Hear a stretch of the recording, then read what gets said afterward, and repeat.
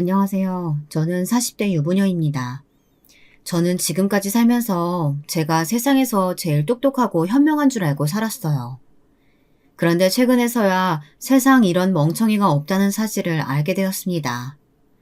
저는 누구에게나 친절하고 배려심 넘치게 살다 보면 그게 다 제 복이 되어 돌아오는 거인 거라고 생각했어요. 그런데 제 생각이 틀렸습니다.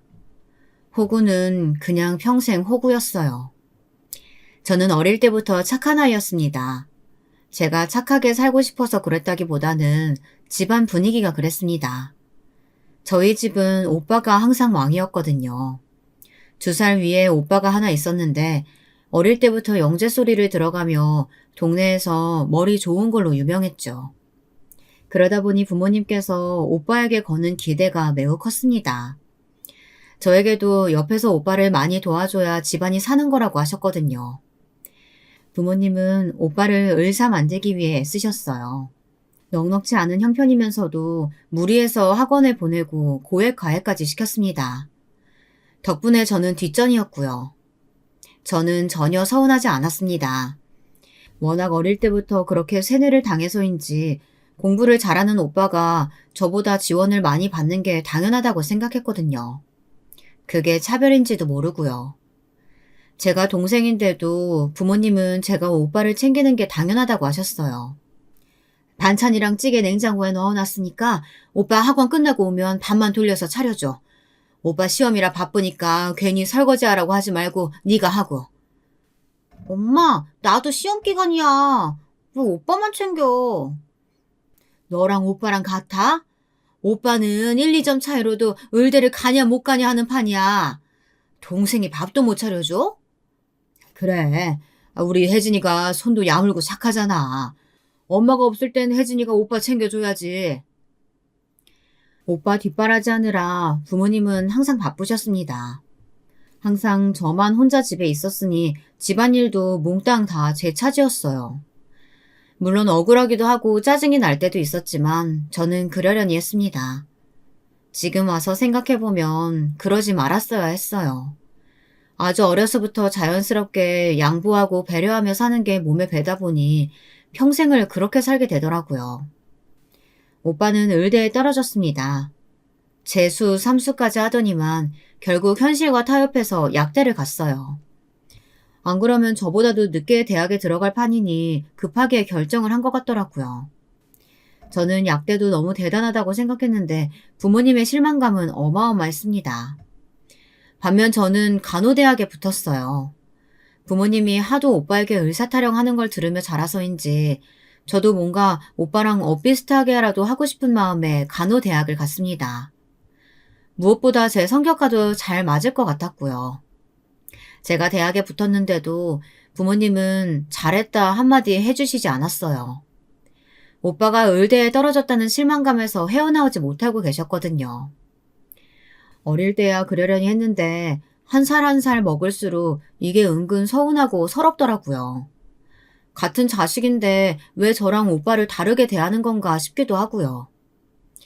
그런 마음에 화르르 불을 붙인 일이 있었습니다. 오빠와 제가 동시에 대학을 다니니까 부모님이 경제적으로 힘드셨던 것 같아요. 등록금이 한두 푼이 아니다 보니 부모님이 쉬지 않고 일을 해도 생활이 빠듯하기만 했죠. 저는 대학을 다니면서도 쉬지 않고 아르바이트를 했어요. 제 용돈과 생활비 정도는 벌었습니다. 거기다가 조금씩 돈을 모아 많진 않아도 제 등록금에 보태기도 했고요. 그런데 부모님께서 갑자기 제게 휴학을 하라고 하시더라고요. 오빠는 삼수해서 대학에 들어갔으니 한 해라도 빨리 졸업을 해야 한다고요. 저는 그러고 싶지 않았습니다. 간호대도 하루빨리 졸업하고 실무를 빨리 뛰는 게 좋아요. 병원에 취직하면 아무래도 연차가 가장 중요한데 졸업을 늦게 하면 저보다 나이 어린 선배가 있을 수도 있으니까요. 저는 처음으로 부모님께 반기를 들었습니다. 지금까지 오빠는 부모님의 지원을 많이 받았으니 이번만은 제게 기회를 달라고요. 얘가 평소답지 않게 왜 토를 달고 이래? 너희 오빠는 남자잖아. 삼수도 했고 군대도 가야 되는데 졸업이라도 빨리 해야 될 거 아니야. 엄마는 왜 항상 오빠 상황만 걱정해? 나도 나도 지금 휴학하면 어차피 계속 알바나 하면서 시간 허비해야 되잖아. 차라리 하루라도 빨리 졸업하고 병원에 취직해서 돈 버는 게 낫지. 누가 너더러 돈 벌어오래? 너야 어차피 자격증만 따면 아무 병원이라도 가면 되잖아. 엄마는 무슨 남 얘기하듯 그래? 나 아무 병원에나 가려고 간호대 간 거 아니거든? 우리 혜진이가 오늘따라 왜 이럴까? 엄마 아빠가 요즘 상황이 안 좋아서 그런 거니까 우리 딸이 좀 이해 좀 해줘. 왜 항상 나만 이해를 해? 이번엔 나도 그냥 절대 안 넘어가. 오빠가 양보하라고 해. 양보하기 싫으면 그냥 군대나 가버리던가. 저는 제가 소리를 버럭 질러놓고 제가 놀랐습니다. 나도 부모님께 고집을 피울 수 있는 사람이었구나 싶어서요. 하지만 그러면 뭐래요. 부모님은 결국 부모님 뜻대로 하셨어요. 오빠 등록금을 내주시고 저는 한 학기 휴학을 했습니다. 그때 분명히 알았어요. 부모님은 저 같은 건 안중에도 없구나 하고 말이죠. 저는 휴학하고 한 학기 동안 닥치는 대로 아르바이트를 하며 돈을 벌었습니다. 제게 목표가 생겼거든요. 바로 독립이었습니다. 사실 돈을 벌면 저는 당연히 제 생활비를 하거나 학비에 쓰려고 했어요. 하지만 생각이 달라졌습니다. 앞으로는 저도 제 생각만 하기로 했죠. 반년 바짝 고생하니 좋은 집은 아니어도 학교 근처에 허름한 월세집 하나는 구하겠더군요. 저는 바로 다음 학기부터 독립하겠다고 집에 통보했습니다. 부모님은 당연히 반대했지만 저는 단호했어요. 집을 구하자마자 곧바로 짐을 싸서 나와버렸습니다. 그러자 부모님께서도 괘씸하셨는지 남은 학기 등록금을 내주지 않겠다고 하셨어요. 저야 너무 서운했죠. 오빠는 지금까지 아르바이트 한 번 한 적 없이 꼬박꼬박 부모님께 손을 벌렸는데도 나가서 돈 벌어오라는 말 한 번 한 적이 없었거든요. 그런데 저는 제가 번 돈으로 독립 좀 했다고 바로 지원을 끊어버리시더라고요. 저는 애써 억울해하지 않기로 했습니다. 그냥 홀가분하다고 생각하기로 했어요. 독립과 동시에 부모님에게서 벗어났으니까요. 부모님이야 제가 금방 지쳐서 집으로 돌아올 거라고 여기셨지만 저는 보란듯이 잘 살았습니다. 남은 두 학기의 학자금 대출에 월세까지 버겁긴 했지만 혼자 힘으로 충분히 해낼 수 있었습니다. 저는 제가 꿈꾸던 대로 대학병원 응급실 간호사가 됐어요. 항상 꿈꿔왔던 일이라 정신없이 힘들어도 참을만 했죠. 하루에 1시간도 앉아있을 시간이 없이 뛰어다니다 보니 매일 근육통에 시달리고 수면 부족으로 얼굴이 퀭했지만 버틸만 했습니다. 병원에서 근무하면 할수록 간호사가 제 천직이라는 걸 알았거든요. 하루 24시간을 거의 병원에서 생활하다 보니 남편도 병원에서 만났습니다. 남편도 병원에서 일하는 방사선사였어요. 병원에서 왔다 갔다 하다 친해졌는데 나이도 동갑이고 성격도 잘 맞아 자연스럽게 사귀게 됐죠. 아무래도 제가 3교대라 병원에서 살다시피 하다 보니 데이트도 거의 못했습니다. 그러다 보니 서로 너무 애틋해지더라고요. 저희는 둘 다 나이도 있으니 결혼을 서둘렀습니다. 배우자라는 건 인생에서 가장 중요한 사람이잖아요. 신중하게 결정했어야 하는데 철없이 서두르는 바람에 제가 너무 뭘 몰랐던 것 같아요. 저는 결혼과 동시에 시댁에 들어가 살아야 했습니다. 시아버지는 남편 어릴 때 돌아가셔서 안 계세요. 남편 위로 누나 한 분이 계시는데 얼마 전에 결혼한다고 독립해서 시어머니와 남편 이렇게 단 둘만 살고 있었거든요. 친정 부모님이나 주변 친구들은 홀어머니라고 무조건 모시고 살아야 하는 건 아닌데 뭐하러 그러냐고 했습니다. 하지만 사실 이게 좀 복잡합니다. 남편은 제가 시어머니를 모시지 않으면 자신이 집에서 나와야 살아야 하는데 경제적으로 집을 구할 능력이 안 된답니다. 지금 시어머니와 사는 집이 청약으로 받은 거라 대출을 자신이 갚고 있다네요. 남편 없이 어머니 혼자 남매 둘을 키우셨으니 얼마나 고생을 많이 하셨겠어요. 경제적으로도 넉넉지 않다 보니 힘들게 사신 것 같더라고요. 그래서 시누이가 결혼하기 전까지 집에서 가장이었대요. 저도 나름 어렸을 때부터 오빠와 차별받는다 생각하고 컸는데 시누이에 비하면 차별당한 것도 아니더라고요. 시누이는 아예 대학도 못 가고 고등학교를 졸업하자마자 돈을 벌었어요. 동생인 저희 남편 공부시키려고요. 남편이 고등학교 때 갑자기 체대를 가야겠다고 해서 시누이가 체대 입시 학원까지 보내줬나 봐요. 그런데 기껏 학원을 보내놨더니 고3 때 갑자기 체대 말고 공부를 하겠다고 학원을 그만뒀다네요. 저도 결혼하고 나서야 알았는데 남편이 은근 철딱서니가 없어요. 그게 다 집에서 아들이라고 혼자만 귀하게 자라서 그런 거더군요. 남편이 대학을 입학할 때까지도 시댁 식구들은 작은 월세집에 살았대요. 그러다가 시누이가 돈을 모아 전셋집으로 옮겼는데 시누이가 결혼을 하게 된 거죠. 시누이는 결혼하면서도 동생과 어머니가 걱정됐는지 여기저기 청약을 넣었나 봐요. 동생 집이라도 한 채 해주고 시집을 가야 마음이 편할 것 같아서요. 그렇게 해서 지금 사는 아파트 청약이 된 거더군요. 청약이라 시세보다 저렴하기는 해도 워낙 가진 돈이 많지 않다 보니 대출을 많이 받았어요.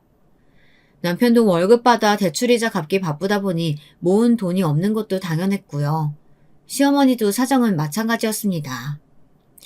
집이라고는 청약이라고 당첨된 아파트뿐인데 돈 한 푼 없이 저희가 나가는 것도 말이 안 되고요. 그렇다고 어머니에게 갑자기 나가시라고 할 수도 없는 상황이니까요. 저희 부모님은 노발대발 하셨습니다. 부모도 싫어서 일찍 독립한 애가 홀어머니를 어떻게 모시고 살려고 하냐고요. 저도 걱정이 안 된 건 아니었어요. 하지만 저야 새벽 근무에 밤 근무에 매일 3교대로 집에 들어가 봐야 씻고 잠만 자고 나오기 바쁘다 보니 시어머니와 함께 산다고 해도 부딪힐 일이 있을까 싶었습니다.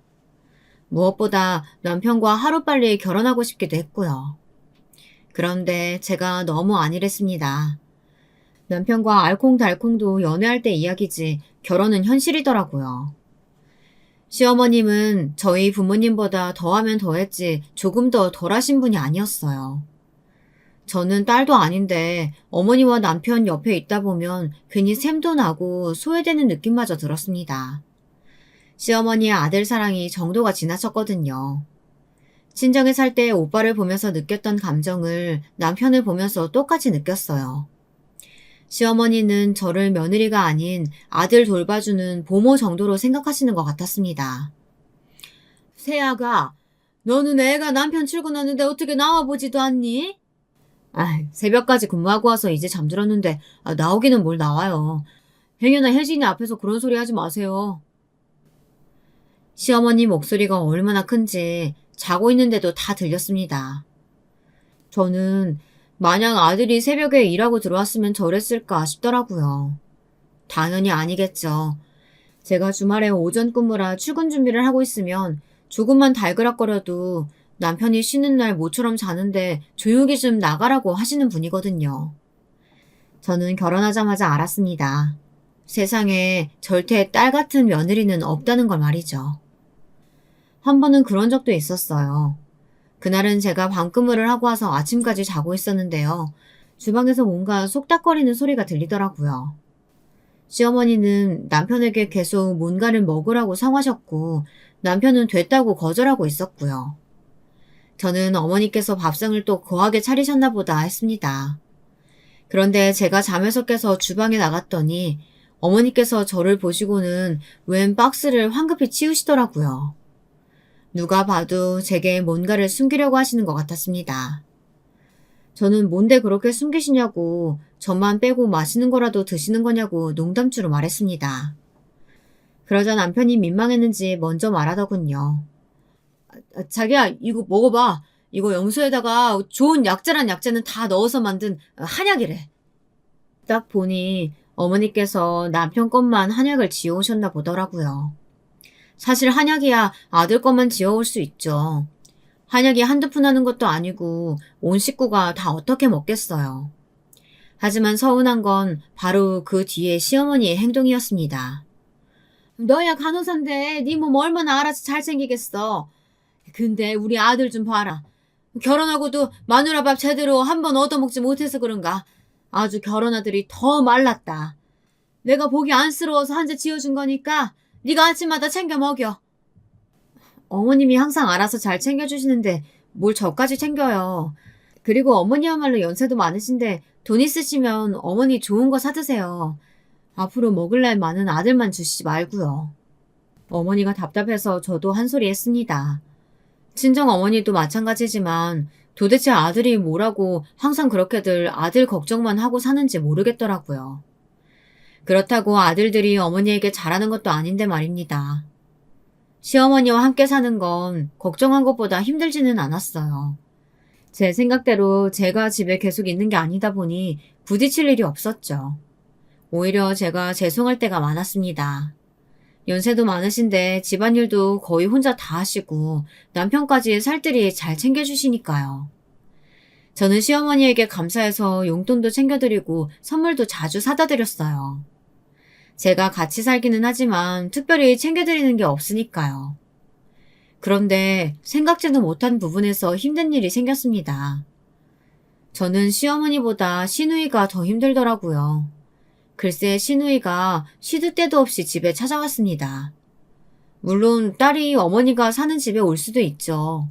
그런데 이 집은 자기 어머니랑 동생만 사는 집이 아닌 올케인 저도 사는 집이잖아요. 툭하면 와서 냉장고에 있는 음식이며 과일을 가져갔어요. 그뿐만이 아니었어요. 제가 집에 있든 없든 신경도 안 쓰고 애들까지 데리고 와서는 밤늦게까지 있다 가는 일도 허다했죠. 저는 일반 직장인처럼 오전에 나갔다가 저녁에 들어오는 사람이 아니잖아요. 새벽 근무하고 와서 간신히 좀 자려고 하면 애들까지 데리고 우르르 와 시끄럽게 했습니다. 심지어 나중에는 제가 자고 있으니 아예 깨우더라고요. 올케, 좀 일어나봐. 올케는 집에 시누이가 왔는데 어떻게 잠을 잘 수가 있어? 오셨어요? 제가 새벽 근무하고 이제 막 왔거든요. 어제는 응급환자도 많아서 정신이 없었어요. 올케는 아무리 일이 바빠도 그렇지 시어머니 모시고 사는 사람이 장도 안 봐나? 올 때마다 보면 냉장고가 텅텅 비어있어. 우리 애들 배고픈데 외숙모가 맛있는 것 좀 해줘봐. 너무 피곤해서 바로 누워서 자고 싶은데도 시누이는 올 때마다 저를 깨워 밥 타령을 했어요.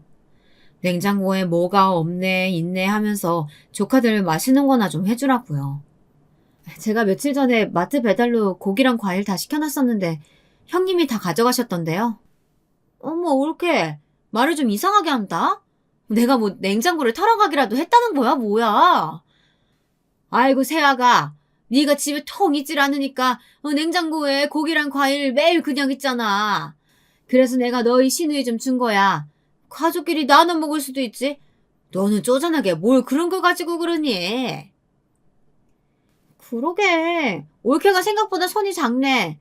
그리고 가족들이 먹는 건데 며느리가 먹는 거에 좀 신경 좀 써.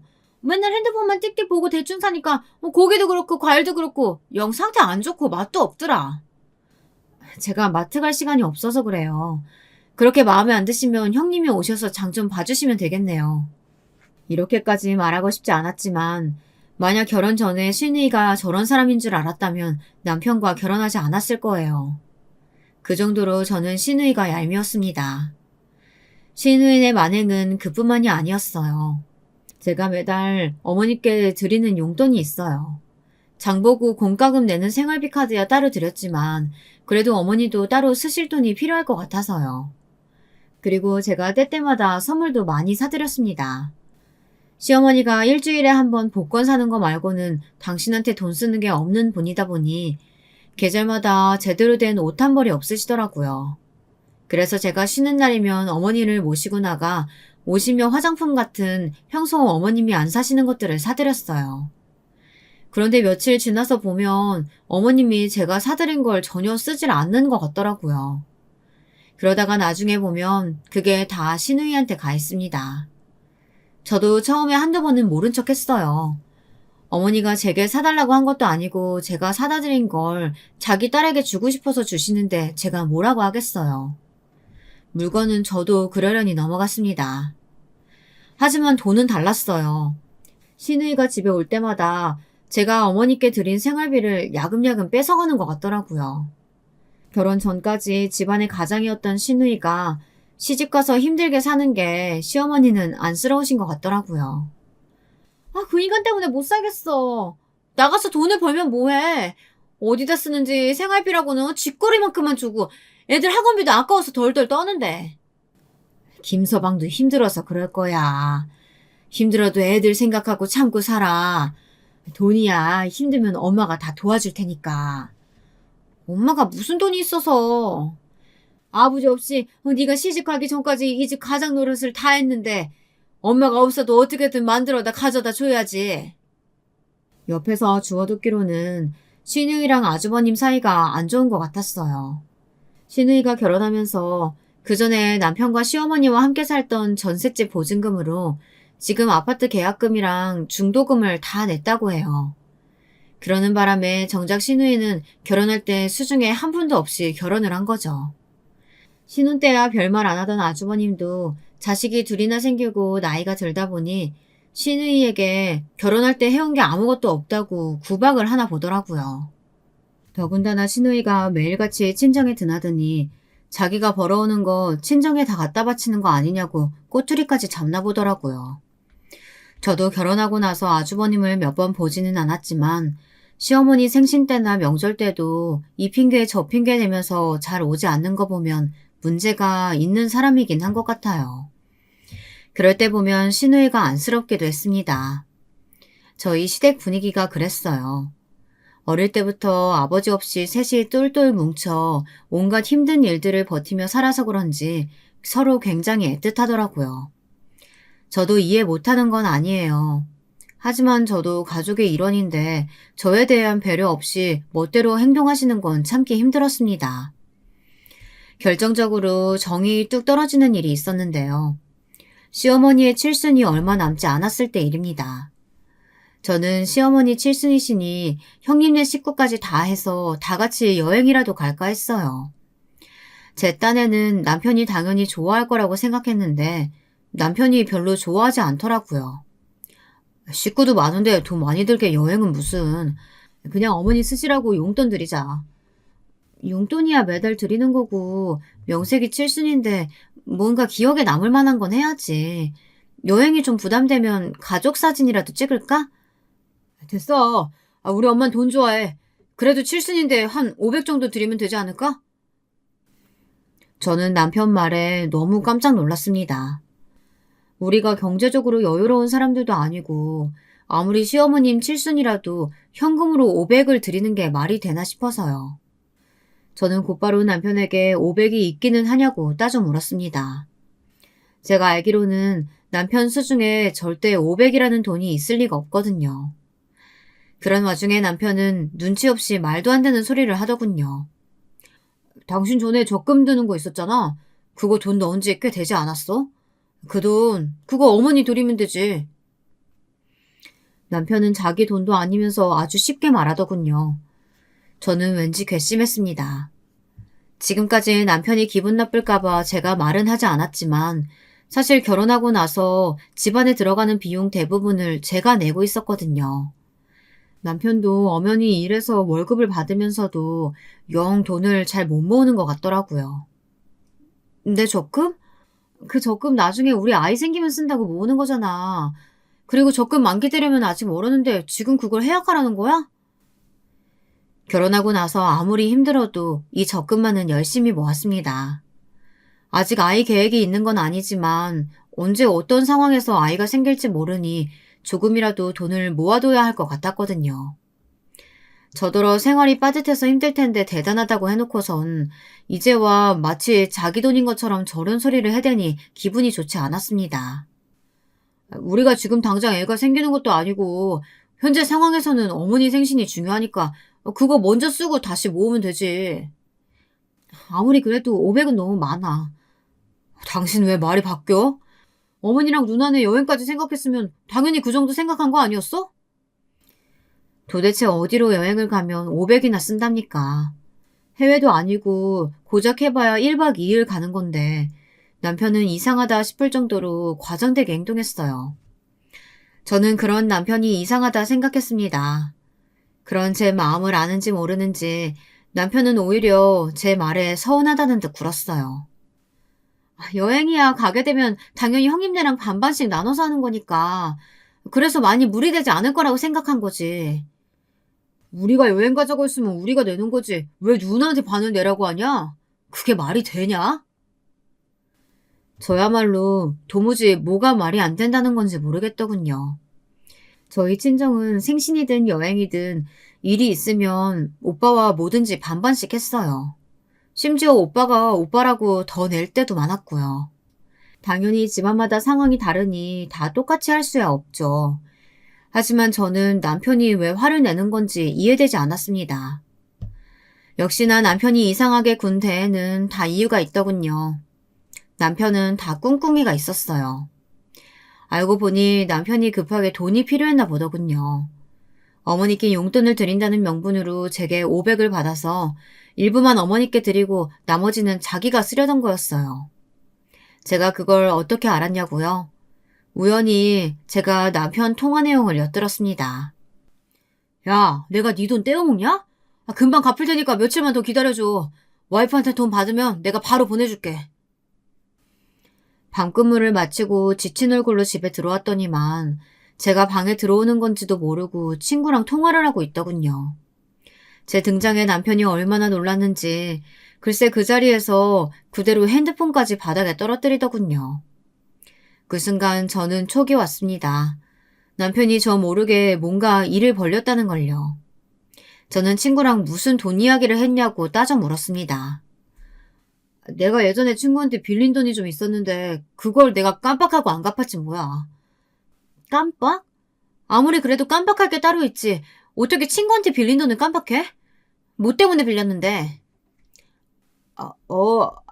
그게, 그 사실은 아주 예전에 어머니 디스크 수술하실 때 그때 빌렸어. 남편은 점점 더 수상하게 말까지 버벅거리더군요. 어머니 보험 있잖아. 보험금 다 나왔을 텐데 친구한테 왜 돈을 빌렸어? 얼마나 빌린 건데? 300, 300. 300? 그렇게 큰 돈을 아직도 안 갚았어? 그날 저는 남편에게 대판 퍼부었습니다. 너무 답답해서요. 제가 알기로는 시어머니 보험이 다 있는 걸로 아는데 남편 말로는 그 당시에는 보험이 없었대요. 디스크 수술한 이후 보험을 들었다나요? 돈이 급해서 어쩔 수 없이 친구한테 빌렸답니다. 저는 그런 중요한 일을 까먹으면 어떡하냐고 다그쳤어요. 저는 급한 대로 제가 가진 돈에서 300을 줬습니다. 빨리 갚으라고요.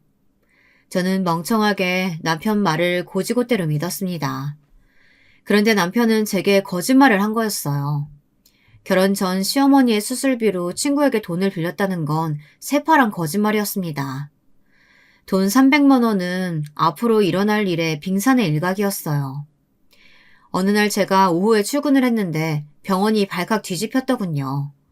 이상하게 사람들이 저를 보고 뒤에서 쑥덕거리는 것 같더라고요. 무슨 일인가 했더니만 이런 망할 놈의 남편 새끼가 아주 대형 사고를 쳤더군요. 남편은 10년 넘게 다닌 병원에서 하루아침에 잘렸습니다. 이 인간이 절대 해서는 안 되는 짓을 했더라고요. 병원 환자 정보를 빼돌려서 제약사에 팔아먹었대요. 정말이지 저게 사람인가 싶었습니다. 남편은 그 일로 조사를 받게 됐습니다. 저와 남편이 부부라는 사실을 병원에서 모르는 사람이 없으니 저까지도 의심을 받았어요. 저도 조사를 받았습니다. 조사 이후 당연히 저는 혐의가 없다는 사실은 확인받았지만 병원에서 얼굴을 들고 다닐 수가 없었어요.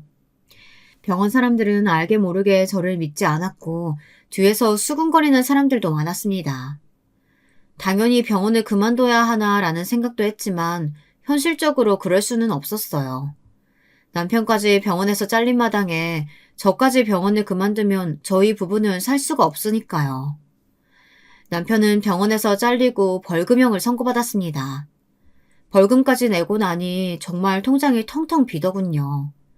그때까지도 저는 남편에게 실망하기야 했지만 결혼을 후회하지는 않았어요. 남편이 그런 짓까지 한 이유가 따로 있을 거라고 생각해서요. 저는 일이 일단락 되어갈 때쯤 남편에게 물었습니다. 도대체 뭐 때문에 돈이 필요해서 그런 짓까지 했는지요. 남편은 제 질문에도 대답 안 하고 우물쭈물했어요.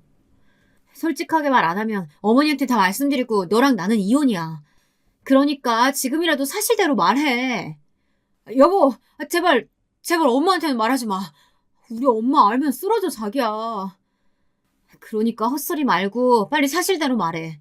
안 그러면 지금 바로 어머니한테 말할 거니까. 정신 나간 짓이나 하고 다니는 주제에 그래도 어머니 앞에서 부끄러운 줄은 아는지 어머니에게 이야기한다고 했더니만 이실직고를 하더군요. 차라리 듣지 말 걸 그랬어요. 이야기를 듣는 내내 저는 그 자리에서 도망가고 싶었습니다. 남편이 제가 알던 남자가 맞나 싶어서요. 이야기를 듣는 내내 저는 결혼을 후회했습니다. 제가 사람을 잘못 봐도 아주 잘못 본 거였어요. 남편, 아니 이 인간이 알고 보니 인터넷 불법 도박을 하고 있었어요. 환자 정보를 불법으로 팔아넘기는 것도 모자라서 불법 도박까지 아주 불법적인 일에 도 같은 놈이더군요. 결혼 전에 친구들하고 잠깐 하다가 돈을 잃고 안 했었는데 최근에 다시 시작했대요. 자기가 나보다 잘나고 돈도 잘 버니까 내가 너무 초라하고 미안하잖아. 그래서 이렇게라도 해서 당신한테 돈 벌어다 주고 싶어서 그랬어. 병신도 이런 병신이 따로 없더군요. 남편은 이런 와중에도 자기 잘못을 인정할 줄은 모르고 제 탓을 했어요. 저도 남편 마음을 아예 몰랐던 건 아니에요. 시댁에서야 남편이 잘나고 대단한 아들이지만 저희 친정에 가면 그렇지가 않거든요. 친정 부모님은 남편을 탐탁지 않아 하셨어요. 같은 병원에서 일하는 것도 마음에 들지 않아 하셨고 저보다 버는 돈이 적다는 것도 싫어하셨죠. 그러다 보니 가끔 저와 남편을 보고 부모님이 걱정 어린 소리를 하셨는데요. 남편은 아무래도 그게 마음에 걸렸나 보더라고요. 3교대 하면 매일 불규칙하게 생활해서 몸도 많이 안 좋을 텐데 조금 편한 부서로 옮기든지 아니면 일반 병원으로 옮기지 그래. 혜진이 얘가 그걸 몰라서 이러고 있겠어요? 제 남편이 버는 게 시원찮으니까 자기라도 더 벌려고 악착같이 그러는 거지. 엄마는 무슨 그런 소리래. 나 돈 때문에 이러는 거 아니야. 내가 응급실에서 일하는 게 좋아서 그러는 거지. 내 꿈이 수간호사잖아. 수간호사 되려면 계속 3교대 지원해야 돼. 그러니까 괜히 이사방 앞에서 이상한 소리 좀 하지 마. 그럴 때마다 저도 남편에게 미안했어요. 저희 부모님이야 워낙 사람을 조건으로 보고 따지시는 분이다 보니 남편 앞에서 아무 말이나 함부로 하시곤 했거든요. 하지만 그렇다고 해서 남편이 한 짓이 합리화되는 건 아니었습니다. 저는 남편에게 서로 시간을 좀 갖자고 말했어요. 지금까지 저를 속여온 남편과 이대로는 전처럼 살 수 없을 것 같아서요. 그러자 남편은 제 앞에서 무릎을 꿇었습니다. 다신 이런 일이 없을 거라면서요. 여보, 내가 절대 도박에 손 안 대고 자기한테도 거짓말 안 할게. 제발 나 한 번만 믿어줘. 남편은 손까지 싹싹 빌며 아주 사정사장했어요. 저는 그런 남편이 한심했습니다. 그리고 제 머리통을 쥐어받고 싶었어요. 어쩌다 저런 놈을 만났나 싶어서요. 저는 남편에게 물었습니다. 미안하다고 말만 하지 말고 대책을 이야기하라고요. 직장도 잃고 아내의 신용도 잃었는데 앞으로 어떻게 살 생각인 건지 정확하게 말하라고 했어요. 이제 와서 하는 말인데 사실 나 병원에서 일하는 거 너무 힘들었어. 매일 아픈 사람들만 보고 일하는 것도 적성에도 안 맞고 이 김에 아예 다른 일 찾아볼게. 10년 넘게 병원에서만 일한 사람이 지금 와서 어디 가서 다른 일을 해. 기껏 기회를 줬더니만 한다는 말이 아주 가관이었습니다. 남편은 정말이지 철딱서니가 없었어요. 대형 사고를 친 것도 모자라서 아무런 대책이 없더라고요. 그러던 어느 날이었습니다. 안 그래도 남편 때문에 마음이 뒤숭숭해 머리가 복잡해 죽겠는데 또 일이 터지더군요. 이 집안에는 아주 바람잘 날이 없었어요. 늦은 밤 연락도 없이 시누이가 짐을 싸들고 집에 왔더라고요. 조카 둘까지 데리고요. 저는 무슨 일인가 싶어 나가봤습니다. 그런데 시누이가 집에 들어와서 바닥에 앉자마자 펑펑 울더라고요. 시누이의 행동에 시어머니와 남편은 얼굴에 걱정이 잔뜩 서려 무슨 일인지 물었어요. 엄마, 김서방 이 자식이 매일 집 나가면 안 들어오고 뭔 짓을 하고 다니나 했더니만 글쎄 밖에서 딴 년이랑 살림을 차린 거 있지? 신우이의 말에 당황한 저는 조카들부터 챙겨 방에 들어가 재웠습니다. 아무리 속상하고 화가 나도 그렇지 애엄마라는 사람이 어떻게 애 앞에다가 두고 저런 소리를 하는지 모르겠어요.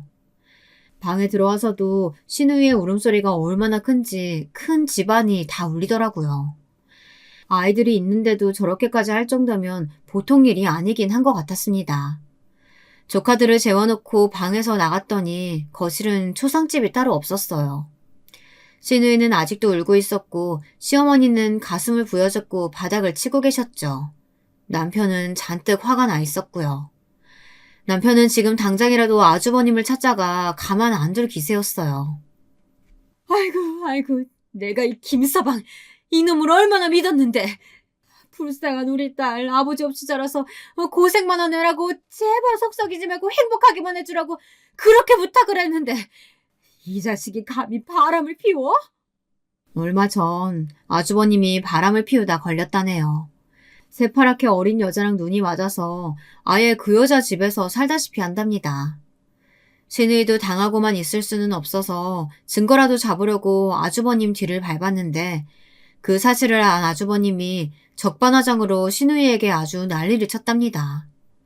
그 상간녀는 아주버님이 유부남인 걸 모르는데 그 앞에 신우이가 나타났다고 쌩 난리를 쳤다네요. 정말이지 쌍놈도 그런 쌍놈이 없더군요. 신우이는 아주버님과 싸우다 이혼하기로 하고 집을 나왔나 보더라고요. 아무리 그래도 누나가 나오면 어떡해. 그 거지 같은 새끼를 내쫓았어야지. 자기 명의로 된 자기 집이라고 나더러 당장 나가라는데 그럼 어떡해.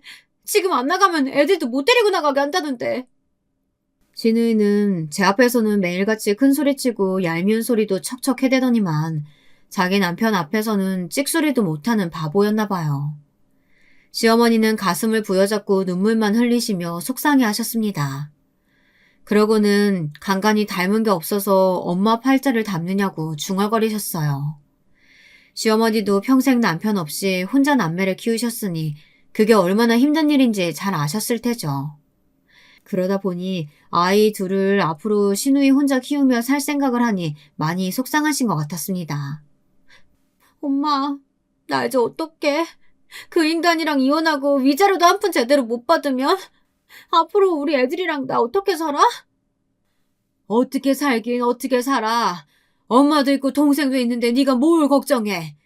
엄마가 다 책임져. 김서방, 그 자식이랑 소송해서라도 위자료 받아내고 가만히 안 둘 거야. 저는 시어머니의 말에 걱정부터 왔었습니다. 시어머니는 돈도 한 푼 없으면서 어쩜 저렇게 쉽게 책임진다는 말을 하나 싶어서요. 그런데 모자지간이 똑같았습니다. 남편도 저와 한마디 상의 없이 아주 자신있게 말하더군요. 누나, 걱정하지 마. 우리 집에서 같이 살면 되지 뭘 걱정해. 저는 남편 말에 진심으로 너무 놀라 입이 쩍 벌어졌습니다. 남편 말은 며칠만 지내라는 것도 아니고 아예 이 집에서 같이 살자는 말 같았거든요. 물론 신우이 상황이 안 됐다는 거야 저도 잘 압니다. 조카들까지 있으니 저도 지금 당장 신우이를 내쫓겠다는 건 아니에요. 하지만 잘못을 한 건 아주버님이니 그 집에서 아주버님을 쫓아낼 생각을 해야지 왜 이 집에서 같이 살 생각부터 하는지 모르겠어요. 그날 밤은 시간이 늦었으니 시어머니 방에 신우이가 잘 공간을 마련해드리고 저와 남편은 방으로 왔습니다. 그리고 남편에게 단도직입적으로 물었어요. 정말 신우이를 이 집에서 데리고 살 생각이냐고요.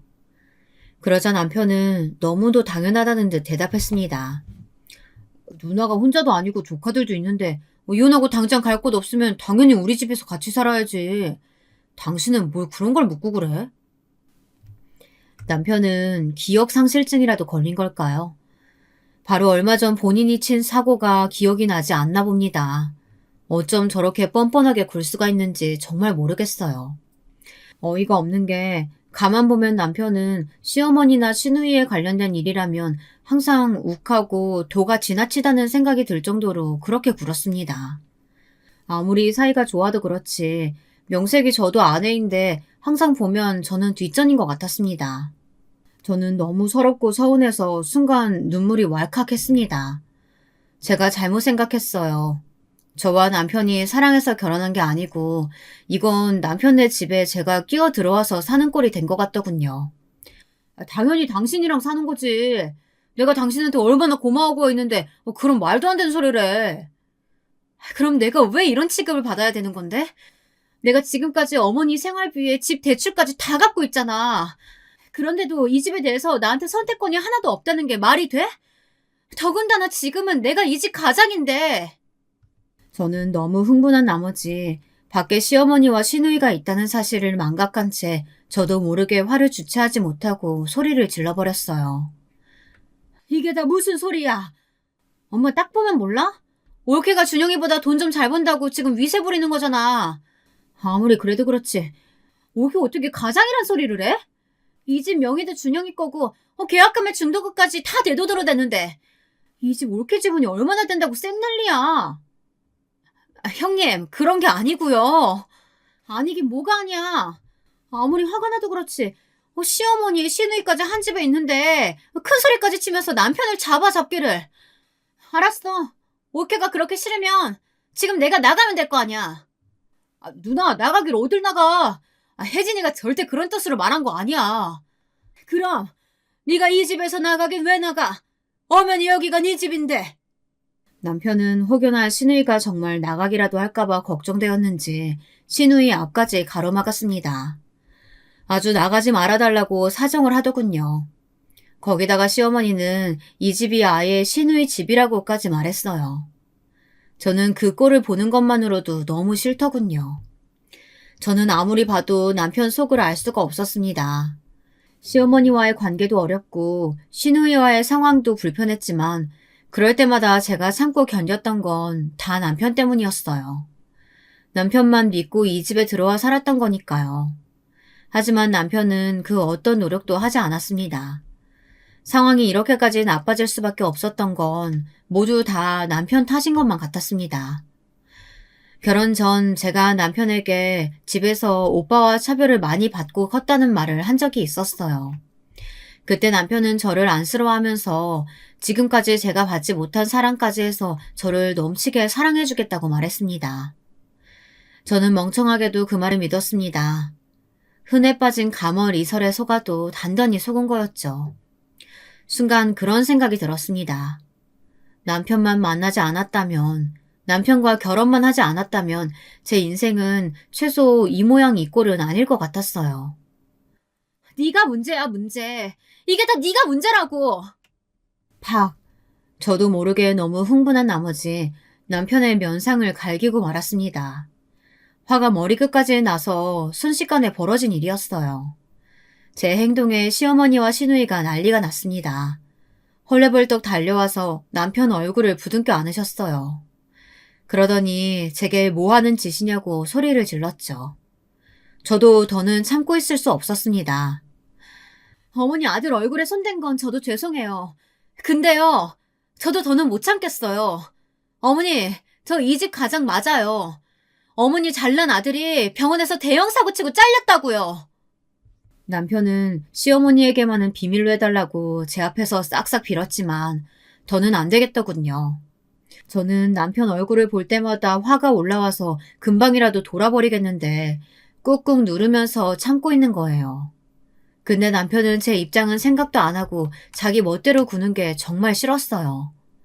제 말에 어머니는 무슨 소리냐고 언성을 높이셨습니다. 저는 현재 남편의 상황에 대해 또박또박 설명드렸어요. 그러자 어머니는 다시 바닥에 주저앉으셨습니다. 시누이는 제게 맞은 남편의 얼굴을 어루만지던 손으로 곧바로 등짝을 때렸어요. 이 자식 이거 아직도 정신 못 차렸어. 내가 너 그 짓거리 한 번만 더 하면 손모가지 잘라버린다고 했어 안 했어? 도박질하는 것도 개집질하는 거랑 똑같아. 너도 네 매형이랑 똑같은 거라고. 알고 보니 남편의 거지 같은 버릇을 시누이도 알고 있더라고요. 대학 때도 친구들과 어울려 다니며 그 짓거리를 하다가 돈을 날려서 시누이가 해결해 준 적이 있었대요. 그때 시누이랑 절대 안 하겠다고 약속했는데도 또 손을 댄 거였죠. 형님, 말씀 한번 잘하셨네요. 맞아요. 도박이나 바람이나 매한가지죠. 그럼 저도 형님처럼 이혼할래요. 저는 저 인간 거짓말하는 거 못 참아주겠어요. 저는 시어머니와 시누이 앞에서 이혼을 선언했습니다. 사실 될 대로 되라였어요. 남편이야 다시는 같은 실수 안 하겠다고 무릎까지 꿇고 저와 약속했지만 사람 일이 어디 그런가요? 남편이 가장 사랑하는 가족들 앞에서 개망신을 한번 당해봐야 그래야 정신을 차릴 것 같아 저도 더 강하게 나갔습니다. 그때였어요. 저는 남편 정신 차리게 하려고 버럭 내지른 거였는데 생각지도 못한 시어머니가 반응을 보이셨습니다. 갑자기 헐레벌떡 방으로 들어가시더니 대뜸 뭘 가지고 나오셨어요. 그러더니 제 두 손을 꼭 잡고 자리에 앉히셨습니다. 세아가, 이게 다 내 잘못이다. 내가 아들로 너무 오냐오냐 키워서 저게 철딱서니가 없어. 네, 지금이라도 아신다니 다행이네요. 저는 애써 아무렇지 않은 척 굴었지만 사실 마음은 그렇지 않았어요. 마음이 편치 않아 어쩔 줄 몰랐습니다. 시어머님이 이렇게까지 하시는 건 처음이라 몸둘 바를 몰랐죠. 그런데 그때 어머니께서 방에서 가져온 종이를 제게 건네셨어요.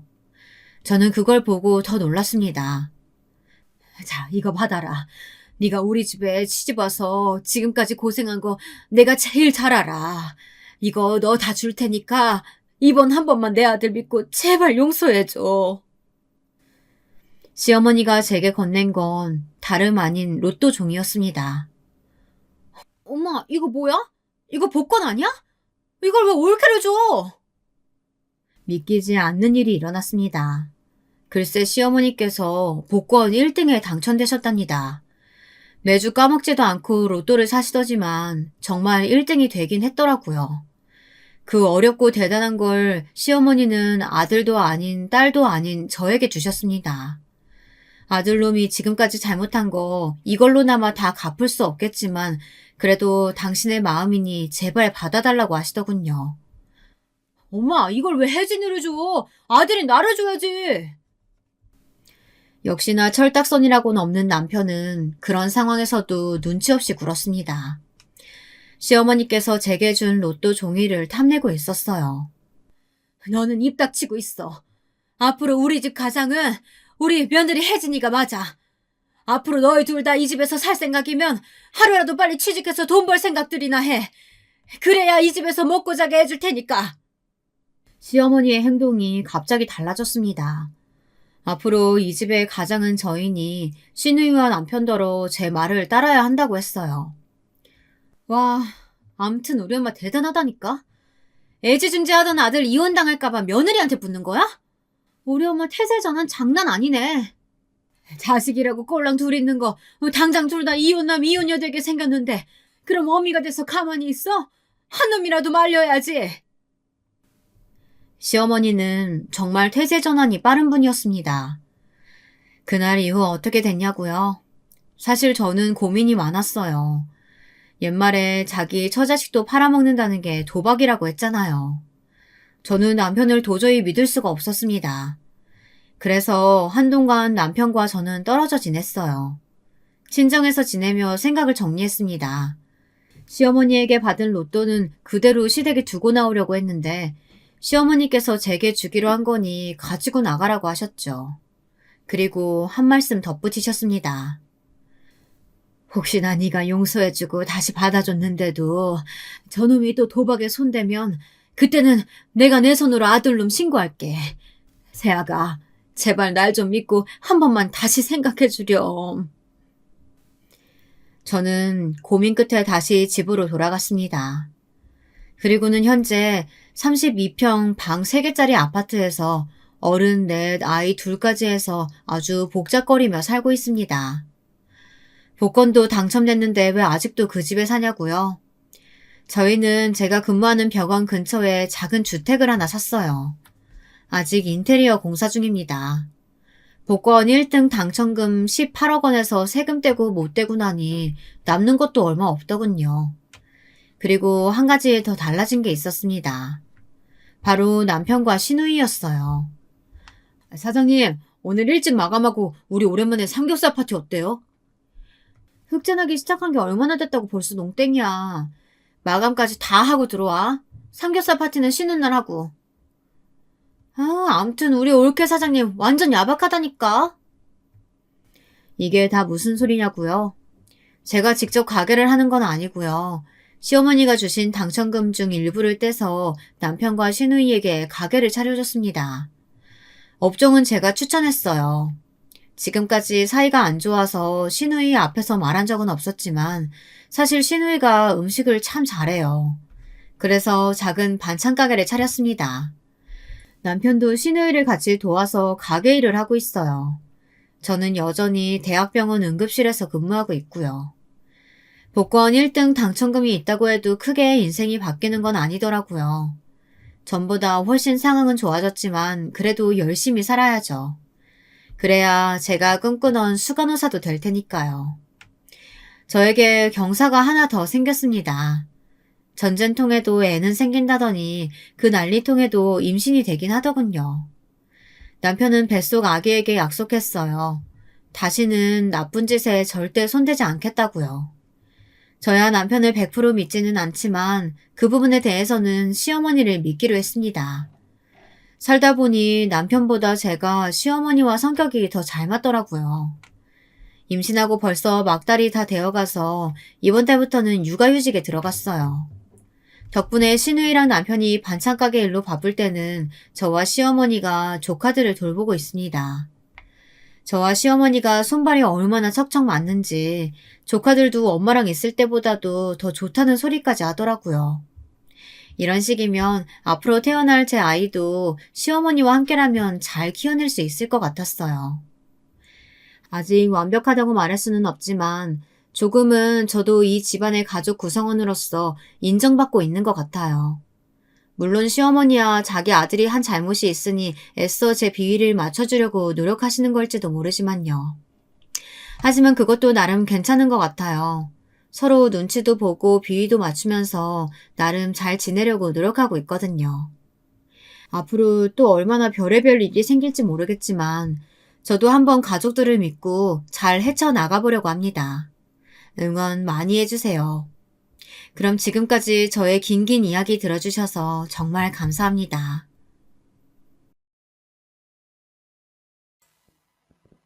지역 내에 나름 유명한 가업을 물려받아 명맥을 이어오고 있는 어엿한 60대의 가장입니다. 아이들은 일남일녀로 아들은 유학길에 올라 미국에서 생활 중이고 딸은 이제 취업한 지 1년가량 지났습니다. 저희 집은 지역에서 알만한 사람들은 다 안다는 유명한 세차장입니다. 평일은 물론 주말에도 고객이 많아 대기표를 받아도 집에 돌아가는 실정이죠. 현재는 직원들이 많아 매일 가진 못해도 일주일에 한 번씩은 꼭 사업장에 방문합니다. 딸아이는 아직 취업한 지 얼마 안 되어 독립하지 않았어요. 집에 있는 시간이 많아질수록 딸과 함께 놀러 다니는 일도 많았죠.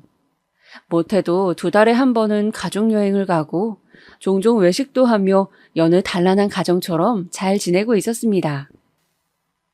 3달 전부터 딸아이의 행동이 조금 달라졌습니다. 주말마다 집에 있는 저를 조르며 밖에 나가자며 팔을 이끌었던 딸이 외출을 하기 시작했어요. 부모로서 아쉬운 부분은 있었지만 이제 딸도 어엿한 숙녀고 여자였기 때문에 연애하는 건 자연스러운 일이라 생각했죠. 집에 귀가할 때 꽃다발을 들고 오거나 쇼핑백을 가져와 들킬까봐 살금살금 걸어가도 못 본 척 해주며 딸의 연애를 응원했어요. 그런데 평소처럼 가족끼리 모여 아침 식사를 하는 어느 날 딸이 조심스럽게 이야기를 꺼내더라고요. 그때 약간 심장이 덜컹했어요. 아빠, 나 할 말 있어. 할 말? 드디어 그 순간이 왔다고 생각하며 아무것도 모른다는 표정으로 딸을 물끄러미 바라봤습니다. 나 만나는 사람 있는데 아빠랑 엄마한테 한번 소개해주고 싶어. 엄마, 아빠 언제 시간 돼? 눈치 보고 있는 딸의 표정이 얼마나 귀엽던지. 집사람과 함께 약속이라도 한 듯 눈을 마주치고 싱긋 웃었습니다. 말없이 고개를 끄덕이며 딸을 바라보자 딸도 긴장이 풀린 듯 환하게 웃으며 바라봤습니다. 자식을 키우는 부모로서 언젠가는 올 때라고 생각했기 때문에 편안하게 받아들이기로 했어요. 과거 아내와 만날 때도 힘들었던 순간이 있었기에 적어도 결혼에 있어서는 자식들의 의견을 많이 존중해주는 부모가 되고 싶었거든요. 상견례 날짜는 빠르게 잡혔습니다. 상견례 장소는 어디가 좋을지 상의하는 딸의 모습을 보며 기쁜 마음으로 같이 알아봐 주었고, 얘기가 나온 지 2주도 안 된 시점에 상견례를 하러 출발하게 됐어요. 처음인지라 저도 많이 긴장이 되더군요. 아내에겐 긴장하지 않은 척 했지만 속으론 저도 무척이나 떨렸어요. 사실 딸이 진지한 마음으로 교제하고 있는 남자는 어떤 남자인지, 남편 될 사람 부모가 우리 부부를 어떻게 볼지, 반대로 시간은 어떨지 등등 별 생각이 다 들면서 저도 모르게 손에 땀이 배더라고요. 그렇게 맞춤 정장까지 빼입고 운전대를 잡았습니다. 딸은 뒷좌석에서 화장을 고치느라 바쁘고, 아내도 평소와는 달리 긴장한 표정으로 핸드백을 꼭 쥐고 있었습니다. 말은 안 했지만 가족들은 모두 걱정 반, 호기심 반으로 같은 생각이었을 거예요. 그렇게 달려온 1시간 후 드디어 상견례장에 들어서게 되었습니다. 문 열리는 소리가 들리자 웅성거리던 소리가 멈췄고 예비 사돈과 사위가 물끄러미 저희 가족을 바라봤습니다. 그리고 백발이지만 깔끔하게 무스를 바른 예비 사돈의 얼굴에서 웃음기가 싹 가셨어요. 덩달아 제 얼굴도 시간이 멈춘 듯 얼어붙어 버렸어요. 심상치 않은 기류가 흐르고 목 뒤에서 식은땀이 흐르는 걸 느꼈습니다. 입 밖으로 신음소리가 저절로 튀어나왔어요.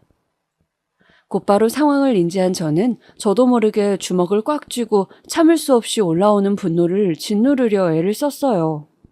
그 순간 예비 사돈이 의자에서 일어나 빠르게 달려나와 제 앞에 섰습니다. 희중아, 희중이 맞지? 너는 이한? 어떻게 이런 일이? 도대체 무슨 일이냐며, 이게 어떻게 된 일이냐며 모두가 물었지만 우리는 아무 대답도 할 수 없었습니다. 서로를 바라볼 뿐이었죠.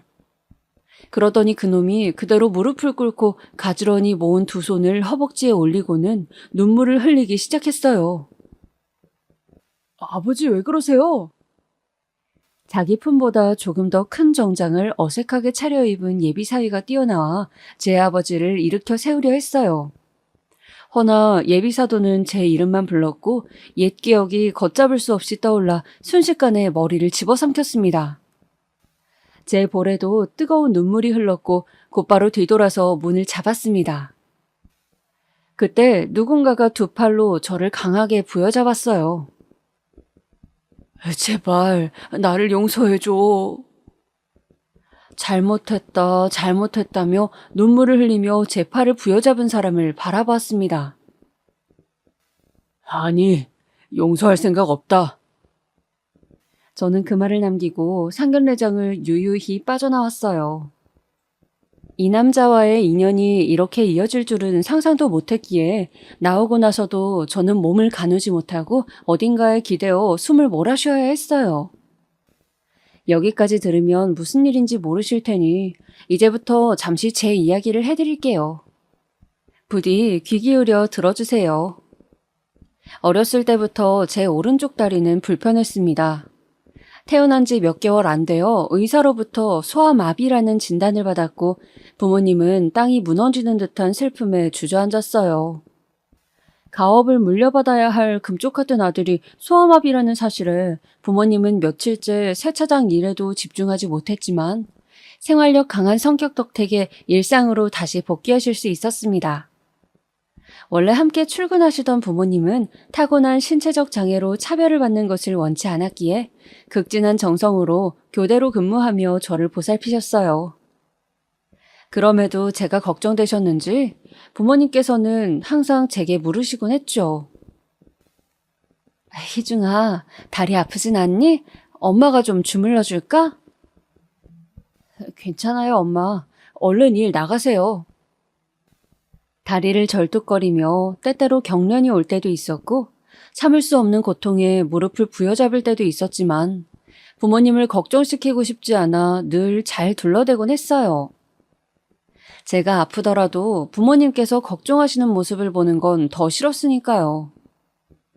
다행히 초등학교도 착한 친구들을 만나 문제없이 잘 졸업했습니다. 문제가 아예 없었다면 거짓말이었지만 다리가 불편해도 학교 생활을 나름대로 잘 해나가고 있었어요. 하지만 중학교에 입학하고 나서부턴 모든 게 달라지더라고요. 저는 이 학창시절 때의 기억으로 평생을 마음에 큰 상처를 지고 살게 됐고 세상에서 가장 끔찍한 악연을 만들게 됐습니다. 입학식 날은 부모님이 세차장 일로 나오지 못했습니다. 아쉬웠지만 어쩔 수 없다고 생각했기에 언제 끝날지를 기다리며 주위를 둘러볼 뿐이었어요. 꽃다발을 들고 와 자식들과 함께 교사에게 인사를 건네는 부모님들이 가득 찬 교실 안은 언제나 그렇듯 어수선했어요. 문득 시선이 느껴졌고 자연스럽게 눈길을 돌리자 노란 머리로 염색한 남자아이 한 명이 희죽거리며 저를 바라보고 있었습니다. 그때까진 아무 생각 없었지만 왠지 그 노란머리 남자아이의 시선이 어딘지 모르게 불쾌하고 쎄해서 몸이 저절로 떨려왔어요. 당장 다음 주면 입고 나갈 중학교 교복을 다림질하며 어머니가 물어봤을 때도 그 남자애가 떠올랐지만 그냥 그렇지라는 무뚝뚝한 대답만 한 후 방 안에 들어갔습니다. 그리고 어쩐지 불안한 마음이 드는 건 내 기분 탓이라고 생각하며 침대에 누웠습니다. 월요일이 되자 분주하게 준비하기 시작했어요. 불편한 다리로 부모님은 돌아가며 저를 학교에 데려다 주곤 했어요. 차로 20분 거리였던 중학교로 가는 풍경은 왠지 낯설었습니다. 설레는 마음 반, 낯선 마음 반으로 차에서 내렸고 과일통을 챙기라는 부모님 외침을 뒤로 하고 학교 안으로 들어갔어요. 웅성거리며 서로 모여서 떠드는 반 아이들 틈 사이로 담임 선생님이 써주신 자리 배치표를 참고하여 자리에 앉았어요. 자리는 26번으로 창가 쪽에 위치한 맨 끝자리였습니다. 나쁘지 않네. 지루하면 밖에 쳐다보면 되겠다라는 생각으로 자리에 앉았고 주변 친구들을 관찰하기 시작했습니다. 주변 친구들을 둘러보다 저번 주에 보았던 노란 머리의 친구가 다른 친구들과 딱지치기를 하고 있는 걸 발견했어요. 어쩐지 모를 불길한 예감이 들었지만 애써 무시한 채 주위를 계속 둘러봤습니다. 초등학교와 달리 먼저 다가오는 친구들은 없었습니다. 다들 저마다 흥미로운 이야기를 나누며 시끌벅적한 분위기를 만드는 상황이었습니다. 다리도 이렇고 성격이 소심하고 내성적인 탓에 친구 사귀기도 어려웠어요. 그때 어떤 친구가 말을 걸어왔어요. 개구쟁이 같은 표정에 낡은 교복을 입고 있는 아이였는데 바로 앞자리에 앉아 뒤돌아서 저를 바라봤습니다. 이따 학교 끝나고 뭐해?